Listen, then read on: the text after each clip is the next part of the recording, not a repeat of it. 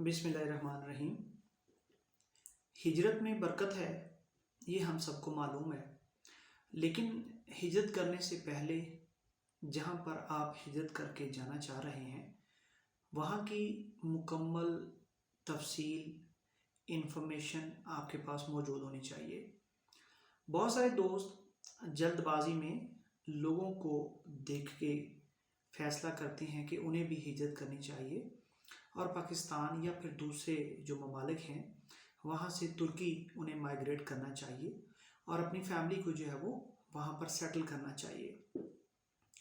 ये एक अच्छा फ़ैसला है या नहीं है, इसके हवाले से तो person to person, family to family circumstances जो हैं वो डिफरेंट होते हैं और आप बेहतर जो है वो प्लान कर सकते हैं, बेहतर सोच सकते हैं। इसके ऊपर मेरा ये ख्याल है कि मुझे कमेंट करने की ज़रूरत नहीं है, लेकिन मैं ये ज़रूर आपको बताता चलूँ कि अगर आपने ऐसा फ़ैसला करना है कि आप जो है वो पर्टिकुलरली पाकिस्तान से टर्की माइग्रेट करना चाह रहे हैं या सेटलमेंट चाह रहे हैं और आप इसकी जो है वो प्लानिंग जो है वो किए बगैर यहाँ पर तशरीफ़ लेके आते हैं, तो यकीनन ये एक नुकसानदेह फ़ैसला जो है वो होगा। बहुत सारी फैमिलीज़ को जानता हूँ जो भेड़ चाल की वजह से यहाँ पे टर्की तशरीफ़ लेके आए और अपने 2-3 मिलियन 4 मिलियन रुपीज़ जो है वो 4-6 माह के अंदर ज़ाया करके अल्टीमेटली वापस चले गए। उसमें अगर वो कसूरवार ठहराएं कि उनके साथ यहाँ पे किसी ने स्कैम किया, किसी ने चीट किया, तो मैं ये समझता हूँ कि ऐसा नहीं है। हम दूसरों को स्कैम करने का खुद मौका देते हैं। हमारी जो लैक ऑफ इंफॉर्मेशन होती है वो बेसिकली हमें नुकसान की तरफ लेके जा रही होती है और हमें उस चीज़ का अंदाज़ा नहीं होता और हम अपनी गलतियों को दूसरों के सर पे डालने की कोशिश करते हैं। तो मैं ये समझता हूँ कि हमें पहले से एक मुकम्मल इंफॉर्मेशन जो है वो हासिल करनी चाहिए और उसके बाद ये प्लान करना चाहिए। बहुत सारे दोस्त जो है वो जब इंफॉर्मेशन लेने के लिए कॉल करते हैं या मैसेज करते हैं तो उनसे बात करके ये अंदाज़ा होता है कि उन्हें बिल्कुल ABCD नहीं पता और वो प्लान ये कर रहे हैं कि हमें जो है वो टर्की सेटलमेंट के लिए जो है वो जाना है। तो उन दोस्तों को जो है वो मैं बताता चलूँ कि हम आपको कंप्लीट गाइडेंस नहीं दे सकते टेलीफोनिकली। उसके लिए बहुत सारे लोगों ने वीडियोस रिकॉर्ड की हुई हैं और लोगों को गाइड किया हुआ है। तो मैं भी ये आपसे आपको ये मैसेज कन्वे करना चाहता हूँ कि आप पहले जो है वो वीडियोस देखें, इंफॉर्मेशन इकट्ठी करें, उसके बाद आप जब आपका होमवर्क मुकम्मल हो जाए तो देन आप जो है वो सेकंड फेज़ में जाएं और जो टेक्निकल इन्फॉर्मेशन आपको दरकार हो फिर आप उसके बारे में पूछिए ताकि आपका भी टाइम सेव हो जाए और जो कंसल्टेंट जिनसे आप ये इन्फॉर्मेशन लेना चाह रहे हैं उनका टाइम भी जो है वो सेव हो जाए। अब जैसा कि तमाम दोस्तों को मालूम है कि जो पहला स्टेप है फैमिली सेटलमेंट के लिए वो है वीज़ा हासिल करना। अब वीज़ा के लिए एक डिटेल्ड लिस्ट है डॉक्यूमेंट्स की जो आपके पास मौजूद होना चाहिए और वो डॉक्यूमेंट्स जो है वो आप जब अरेंज कर लेंगे तो उसके बाद आप वीज़ा अप्लाई करेंगे। वीज़ा के बाद जो सेकंड स्टेप होता है वो आपका होता है एयर टिकट। जब आपने टिकट ले लिया, थर्ड स्टेप आपका होता है फिर फैमिली सेटलमेंट के लिए आपने यहाँ पे अपार्टमेंट जो है वो रेंट पे लेना है। और मैं ये सजेस्ट करूँगा उन तमाम दोस्तों को जो यहाँ पर सेटलमेंट के लिए आना चाह रहे हैं, ऑल्दो उन्होंने प्रॉपर्टी भी बाय करनी है, लेकिन प्रॉपर्टी बाय करने से पहले भी ये ज़रूरी है कि वो यहाँ पे रेंट पे आके रहें ताकि तसल्ली से जो है वो प्रॉपर्टी देख सकें और एक अच्छा फ़ैसला कर सकें। जब आपने यहाँ पे प्रॉपर्टी ले ली और ये आजकल रेंट पे घर लेना इसलिए भी ज़रूरी है कि फोर्थ स्टेप जो आपका रेजिडेंस परमिट हासिल करना है उसके लिए आपके पास अपना घर किराए पे होना अब ज़रूरी है। पहले जो है वो चल जाता था मामला, लेकिन अब ये बहुत ज़रूरी है। तो ये तो उन लोगों के लिए है जो जस्ट यहाँ पर सेटलमेंट के लिए आना चाह रहे हैं। लेकिन एक बहुत इम्पॉर्टेंट चीज़ जो आपको लोग नहीं बता सके हैं इससे पहले, मैं ये समझता हूँ कि आपके ये एक्नॉलेजमेंट में होनी चाहिए कि अगर आपने यहाँ पे प्रॉपर्टी बाय करनी है तो आप यहाँ पर TRC ना हासिल करें, क्योंकि अगर आपने TRC ले लिया फिर आपको गवर्नमेंट को 18% तक टैक्स देना पड़ सकता है और ये बहुत इंपॉर्टेंट चीज़ है। अगर आप प्रॉपर्टी बाय करने का प्लान है तो पहले आप जो है वो अकेले तशरीफ लेके आइए, प्रॉपर्टीज़ विजिट कीजिए, और जब आपको ये लगे कि अब आपके पास एक हेल्दी इंफॉर्मेशन मौजूद है और आप डिसीजन कर सकते हैं, तो आप जो है प्रॉपर्टी बाय कीजिए डायरेक्ट, और उसके बाद फिर जो रेजिडेंस परमिट है वो लीजिए। अगर आपका वीज़ा थोड़े दिन का है, वापस जाके दोबारा आ जाइए। अगर आपके पास वीज़ा ज़्यादा दिन का है और आपने अपना होमवर्क प्रॉपर्टी पे कर लिया है, तो फिर जो है वो आप प्रॉपर्टी पहले लीजिए और उसके बाद रेजिडेंस परमिट की तरफ जो है वो जाइए। अब चूंकि ये बेसिकली उन लोगों के लिए जिन्होंने प्रॉपर्टी बाय नहीं करनी है, उनके लिए 4 स्टेप हैं, जैसा कि पहले मैंने बताया, visa, ticket, apartment for rent और रेजिडेंस परमिट। और फिफ्थ आपका होता है बच्चों के स्कूल के एडमिशन।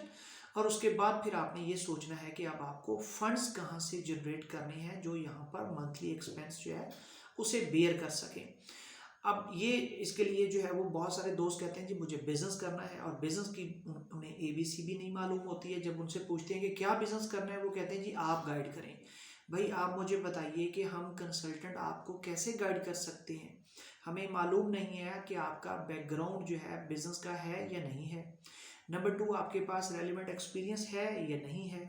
नंबर 3, यहाँ पे लैंग्वेज बैरियर इतना ज़्यादा है, आप किसी के डिपेंडेंट होकर यहाँ पे बिजनेस करें और कल को आपका पैसा जो है, जो आपकी कैपिटल इन्वेस्टमेंट है, वो डूब जाए तो कौन जिम्मेदार है। तो इसलिए पैसा आपका है, आपने प्लान करना है कि आपके लिए अच्छा बुरा क्या है। कंसल्टेंट आपको एडवाइस कर सकता है। आप जब हमसे पूछते हैं कि हम बिजनेस क्या करें, तो हमारे पास तो जो है वो दर्जनों ऑप्शन हैं। हम आपको बता सकते हैं कि जी ये कर लें, ये कर लें, ये कर लें, लेकिन करना आपने है मेरे भाई। आप इस चीज़ को जो है वो मद्देनजर रखें कि आपको क्या सूट करता है।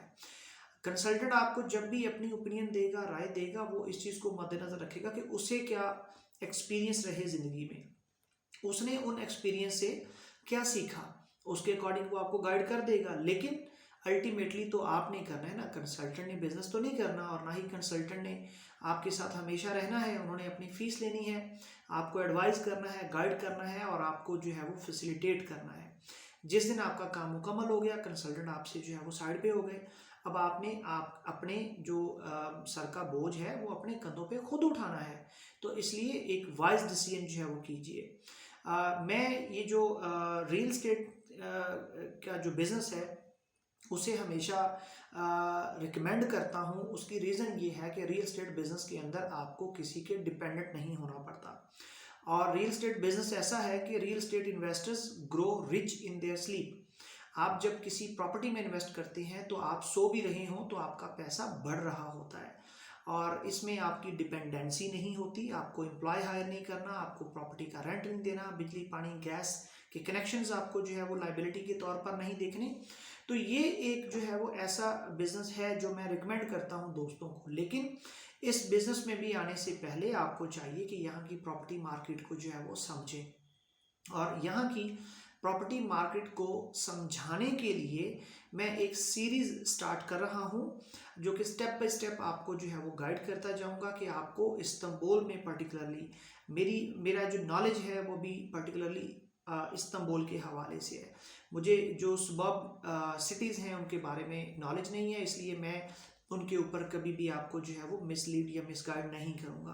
तो इस्तांबुल के हवाले से जो मैं एक सीरीज स्टार्ट कर रहा हूँ, उसमें सबसे पहले हम बात करेंगे कि इस्तांबुल की ज्योग्राफी क्या है, और उस ज्योग्राफी के अकॉर्डिंग इसे कितने जोन में हम डिवाइड कर सकते हैं, और उस जोन के अंदर कितने डिस्ट्रिक्ट्स हैं, और उन डिस्ट्रिक्ट्स के अंदर जो है वो आपके पास ऑप्शंस क्या हैं, प्रॉपर्टी जो है वो आपको किस रेट पे जो है वो अवेलेबल है, और हमारे पास कौन कौन से जो है वो डेवलपर्स के प्रोजेक्ट्स अवेलेबल हैं, किन प्रोजेक्ट्स में इन्वेस्ट करना चाहिए, किन प्रोजेक्ट्स में नहीं करना चाहिए, और फिर आपको आपका डिसीजन लेने में जो है वो आसानी रहेगी।